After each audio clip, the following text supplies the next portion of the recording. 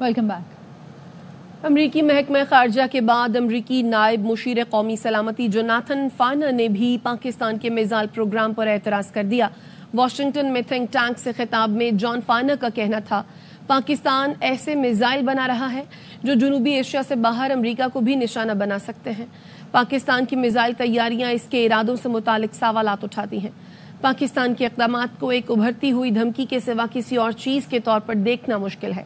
پاکستان کا missile programme امریکہ کے لیے ابھرتا خطرہ بن رہا ہے۔ جان فائنر نے روس، شمالی کوریا اور چین کا نام لیتے ہوئے کہا کہ جوہری ہتھیاروں سے لیس ایسے ممالک کی تعداد بہت کم ہے جو امریکی سرزمین تک پہنچ سکتے ہیں اور جو امریکہ کے حریف بھی ہیں۔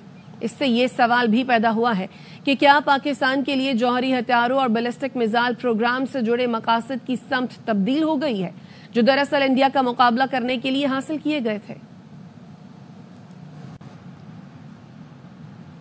امریکہ عالمی عدم پھیلاؤ کے نظام کو برقرار رکھنے کے لیے پرعزم ہے۔ امریکی محکمہ خارجہ کے نائب ترجمان ویدانت پٹیل نے پاکستانی بیلسٹک پروگرام پر عائد پابندیوں پر سوال پر کہا پاکستان امریکہ کا ایک اہم شراکت دار ہے۔ پاکستان کے بیلسٹک میزائل پروگرام سے متعلق تحفظات واضح ہیں۔ پابندیوں سے دیگر شعبوں میں پاک امریکہ تعلقات متاثر نہیں ہوں گے۔ پابندیاں بیلسٹک میزائل پروگرام سے متعلق ہمارے تحفظات پر مبنی ہیں۔ is committed to maintaining the global non-proliferation regime, and Pakistan is an important partner in that. However, we have been clear and consistent about our concerns with Pakistan's long-range ballistic missile program. It is long-standing U.S. policy to deny support to Pakistan's long-range ballistic missile program. The Department of State will continue to use sanctions and other tools to protect our national security and ensure that U.S. exporters and U.S. financial systems cannot be abused by proliferators. And it's our hope to continue to engage instructively with the Pakistani government on these issues. Designations are based on our concerns regarding Pakistan's long-range ballistic missile program, but they don't affect other areas of U.S.-Pakistan area cooperation, which we have a great deal of.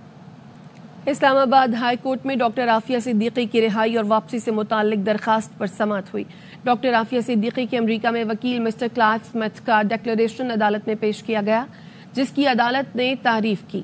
عدالت نے وزارت خارجہ کو معاملات کو سفارتی سطح پر دیکھنے کی ہدایت کی۔ جسٹس سردار اعجاز اسحاق خان نے کہا ایسے معاملات ہمیشہ سفیر دیکھتے ہیں۔ ایڈیشنل اٹارنی جنرل سے استفسار کیا کہ دستاویزات کے مطابق وفد تاخیر سے پہنچا مگر سفیر کہاں تھا؟ ملک کے ایگزیکٹو نے خط لکھا اور اس کا جواب نہیں آیا، اسے کیا سمجھے؟ عدالت نے وزیر اعظم اور وزیر خارجہ کے امریکی دوروں کی تفصیلات طلب کر لی ہیں۔ ایڈیشنل اٹارنی جنرل دوروں کی تفصیلات سے متعلق احکامات واپس لینے کی استدعا کرتے رہے۔ عدالت نے کہا امریکہ خود مختار ملک ہے، ڈاکٹر فوزیہ کا ویزا مسترد کر سکتا ہے، وزیر اعظم کا ویزا بھی مسترد کر سکتا ہے مگر معاملات سفارتی سطح پر لے جانے ہوتے ہیں۔ عدالت نے سماعت 13 جنوری تک ملتوی کر دی ہے۔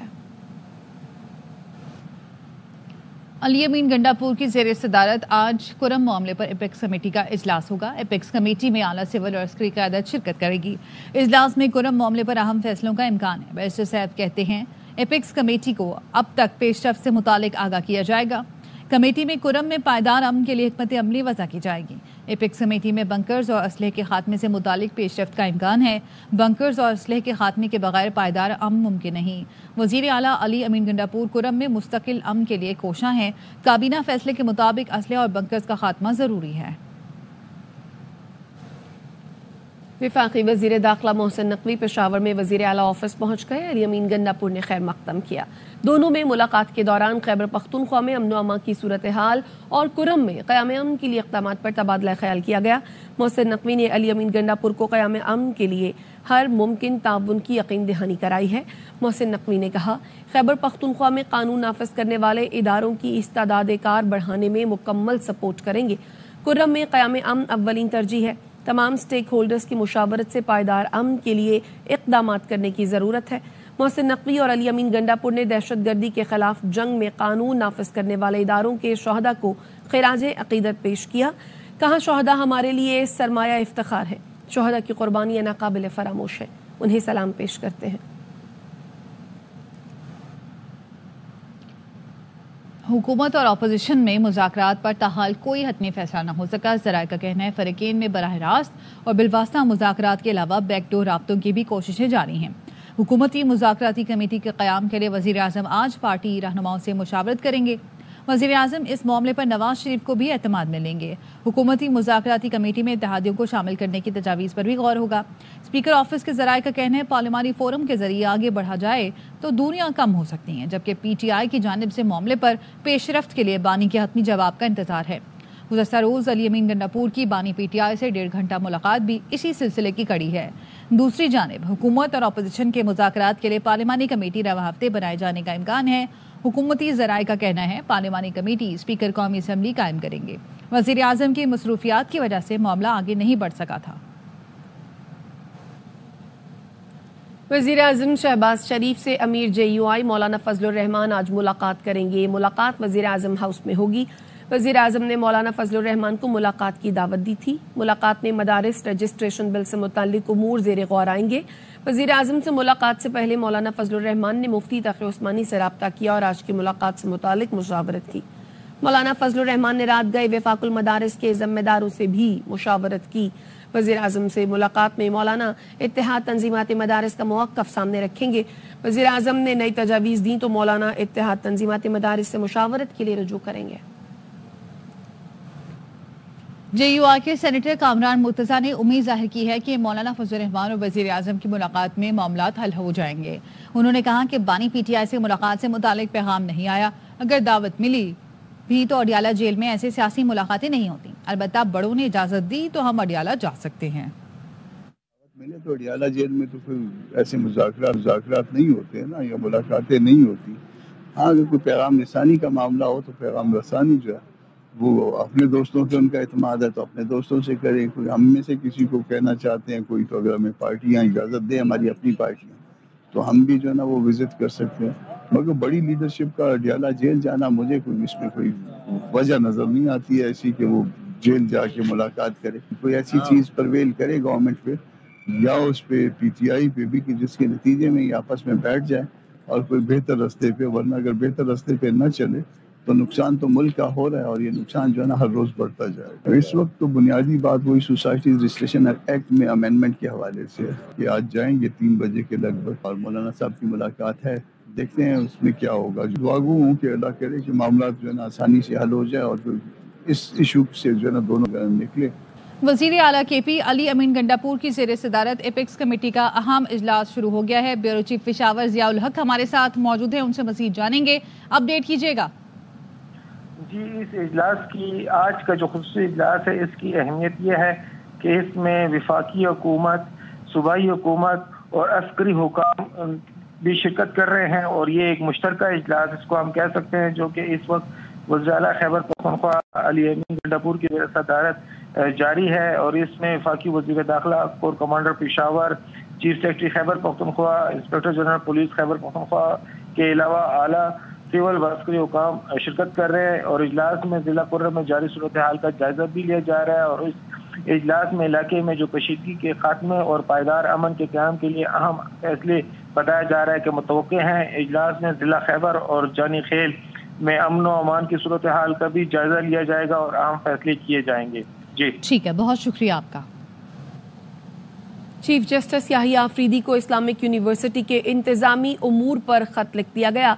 खत में क्या लिखा गया है ये पूछते हैं राजा मोहसिन एजाज से। बताइए राजा मोहसिन। देखिए, ये जो खत तहरीर किया गया है चीफ जस्टिस याहिया अफरीदी को, इसमें इस्लामिक यूनिवर्सिटी के इंतजामी उमूर शामिल हैं, जिसमें ये कहा गया है शरीयत एपलेट बेंच के जज किबला अयाज की तरफ से कि कायम मुकाम रेक्टर इस्लामिक यूनिवर्सिटी के कंडक्ट और कारकर्दगी पर तशवीश है और डॉक्टर मुख्तार अहमद को यूनिवर्सिटी मामलात में बेहतरी के लिए कायम मुकाम रेक्टर बनाया गया। डॉक्टर मुख्तार अहमद को बोर्ड ऑफ गवर्निंग का जो इजलास था उसमें जो उनका रवैया है वो भी काबिल अफसोस है और कायम मुकाम रेक्टर डॉक्टर मुख्तार अहमद ने इस्लामिक यूनिवर्सिटी के मामलात को मजीद खराब कर दिया है। इस खत में वो मजीद ये भी लिखते हैं कि बोर्ड ऑफ गवर्निंग इजलास के मीटिंग मिनट्स तैयार नहीं हुए और बोर्ड ऑफ ट्रस्टी का आइंदा इजलास जद्दा में रखा गया है और जद्दा इजलास में सुप्रीम कोर्ट फैसले के बरक्स यूनिवर्सिटी के नए सदर के इंतखाब का इम्कान है। चीफ जस्टिस याहिया अफरीदी बतौर member board of trustee university के मामलात की जो रिपोर्ट है वो मंगवाएं। अपडेट्स करने के लिए शुक्रिया। اسلام آباد ہائی کورٹ نے NA47 کے بعد NA48 کی الیکشن ٹریبیونل کی کارروائی بھی روکنے کا حکم دے دیا ہے۔ عدالت نے NA48 سے علی بخاری کی درخواست پر بھی حکم امتناع جاری کر دیا۔ عدالت نے کہا NA46 کی حد تک الیکشن ٹریبیونل کارروائی جاری رکھ سکتا ہے۔ عدالت نے فریقین کو نوٹس جاری کر کے جواب طلب کر لیا۔ آئندہ سماعت رجسٹرار آفس مقرر کرے گا۔ چیف جسٹس عامر فاروق نے علی بخاری کی درخواست پر سماعت کی۔ علی بخاری اور دیگر وکلاء ہائی کورٹ میں پیش ہوئے۔ الیکشن ٹریبیونل اب 2 حلقوں سے متعلق کارروائی آگے نہیں بڑھا سکے گا۔ جسٹس ریٹائرڈ عبدالشکور پراچا حلقوں میں مبینہ دھاندلی کے خلاف اپیل سن رہے ہیں۔ انسداد دہشت گردی عدالت سکھر نے JUI فے کے رہنما ڈاکٹر خالد محمود سومرو قتل کیس کا مختصر فیصلہ سنا دیا۔ تمام مجرمان کو 2 مرتبہ عمر قید اور جرمانے کی سزا سنائی۔ نامزد تمام شہ ملزمان پر قتل، دہشت گردی، غیر قانونی اسلحہ رکھنے کا جرم ثابت ہوا۔ سزا پانے والوں میں حنیف، سارنگ، مشتاق مہر، دریا خان، لطف جمالی اور الطاف جمالی شامل ہیں۔ خالد محمود سومرو کو 29 نومبر 2014 کو قتل کیا گیا تھا۔ خالد محمود کے بیٹے راشد محمود سومرو کا کہنا ہے ادھورا انصاف ملا۔ ملزموں کو پھانسی دلوانے کے لیے ہائی کورٹ کا دروازہ کھٹکھٹائیں گے۔ عدالت کا شکریہ ادا کرتے ہیں، لیکن جو ہماری امیدیں تھیں وہ ابھی باقی ہیں، ادھورا انصاف ہے۔ پہلا جملہ جج صاحب نے یہ فرمایا کہ آپ پر یہ جرم ثابت ہو رہا ہے۔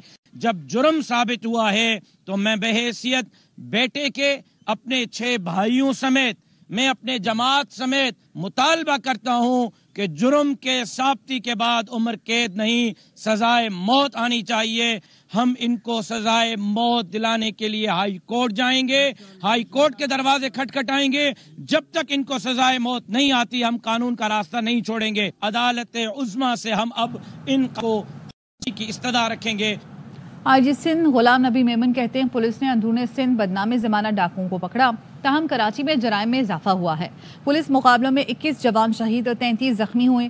کچھ بھی ہو جائے جرائم پیشہ افراد کے خلاف ایکشن لیں گے۔ بہت سے لوگوں کے پاس ڈرائیونگ لائسنس نہیں ہوتا، چاہتے ہیں کیمرے لگیں تاکہ چالان گھر پہنچے۔ میں نامی گرامی ڈاکو کو پکڑا ہے، جو کراچی کا کرائم 62,000 تھا 82,000 ہو گیا، مطلب 20,000 کے کرائم کا رائز ہوا۔ بہت سارا کام کرنے کی ضرورت ہے۔ مقابلوں کے دوران ہمارے شہادتیں ہوئی، وہ 21 ہوئی، کوئی 33 جوان زخمی ہوئے۔ ہمیں میسج آتا ہے ڈاکوؤں کی طرف سے، کرمنلز کی طرف سے کہ بھئی آپ ہمیں نہ چھیڑیں، ہم آپ کو نہیں چھیڑیں گے۔ ہم نے یہ ڈیسائیڈ کیا کہ بھئی کچھ بھی ہو جائے ہم نے ان کے خلاف ایکشن لینا ہے۔ بہت سارے ایسے لوگ ہیں جن کے پاس ڈرائیونگ لائسنس نہیں ہے، انڈر ایج لوگ چلاتے ہیں، تو اس پہ ہم نے اپنے ڈرائیونگ لائسنس برانچز کو الحمدللہ بہت اچھا کر دیا، آن لائن کر دیا۔ پھر ہمارا ابھی ڈاکومنٹیشن اور ڈیجیٹل انٹرونشن اتنی آئی ہے، سیکنڈ وائلیشن کرے گا نا تو پھر ہم اس پہ FIR دیں گے۔ ٹریفک کیمراز لگے، وائلیشن ہے اس کا چالان بھی اس کے گھر پہ جائے۔ کراچی میں بغیر لائسنس ڈرائیونگ کرنے والوں کے خلاف سخت کارروائی شروع ہو گئی۔ وزیر اطلاعات سندھ شرجیل انعام میمن کہتے ہیں کم عمر ڈرائیوروں کے خلاف بھی ایکشن لیا جا رہا ہے، گاڑیوں کی فٹنس پر بھی سختی سے عمل کرایا جائے گا۔ انہوں نے مزید کہا ڈمپر ڈرائیورز تیز رفتاری سے گریز کریں، KMC انتظامیہ کوشش کر رہی ہے خراب سڑکیں جلد تعمیر کرے۔ کراچی کارپوریٹ ٹیکس آفس نے مبینہ ٹیکس چوری میں ملوث ملزم دانش قریشی کو گرفتار کر لیا۔ ملزم کو UFT کارپوریشن کے خلاف 2.8 ارب روپے کے سیلز ٹیکس فراڈ کی FIR میں نامزد ہونے پر گرفتار کیا گیا۔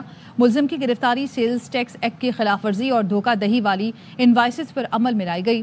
کسٹمز اینڈ ٹیکسیشن کورٹ سے ملزم کا 22 دسمبر تک جسمانی ریمانڈ لیا گیا ہے۔ ملزم کو 23 دسمبر کو عدالت میں پیش کیا جائے گا۔ اور ملک بھر میں خشک سردی کی لہر برقرار ہے۔ بالائی علاقے اور شمالی بلوچستان یکبستہ ہواؤں کی لپیٹ میں ہیں۔ اسکردو میں درجہ حرارت -12، گلگت میں -8، قلات -7 ہو گیا۔ استور، کوئٹہ، زیارت -6، چترال، دیر، کالام -5 اور ہنزا میں -4 تک گر گیا۔ ملک کے دیگر علاقوں میں بھی سردی کی لہر جاری ہے۔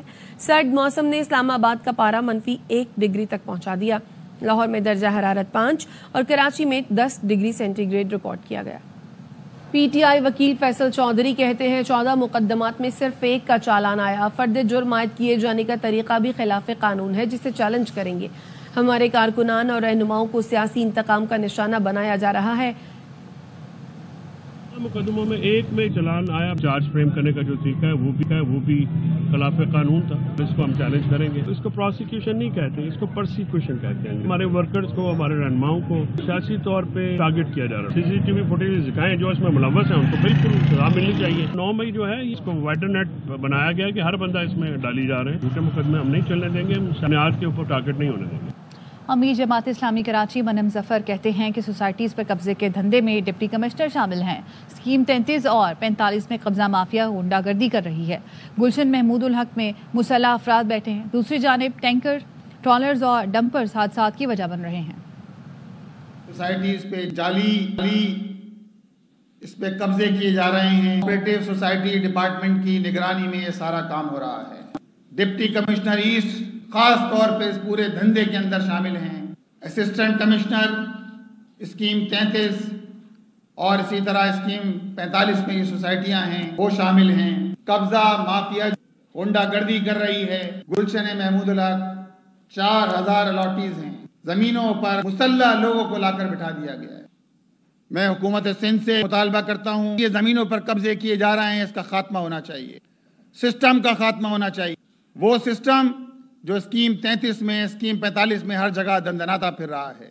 एक बहुत बड़ा मसला टैंकर, ट्रॉलर और डंपर हैं। हादसात हो रहे हैं। 1 जनवरी से लेकर आज तक 750 से जायद लोग अपनी जानों से हाथ धो बैठे हैं। तकरीबन 150 तादाद लोगों की वो है जो टैंकर, डंपर और ट्रॉलर की टक्कर से जांबाक हुए हैं। T20 सीरीज का बदला वनडे में। पाकिस्तान ने जनूबी अफ्रीका के खिलाफ दूसरा मैच जीतकर सीरीज में फैसला कुन सबकत हासिल कर ली। केप टाउन में ग्रीन शर्ट्स ने 81 रन से मैदान मारा। 32 गेंदों पर 63 रन की तूफानी इनिंग्स पर कामरान गुलाम प्लेयर ऑफ द मैच करार पाए। सीरीज के तमाम मैच ए स्पोर्ट्स पर बराह रास्त दिखाए जा रहे हैं। अब तक के लिए इतना ही। मजीद खबरों और अपडेट्स के लिए देखते रहिए ARY न्यूज़।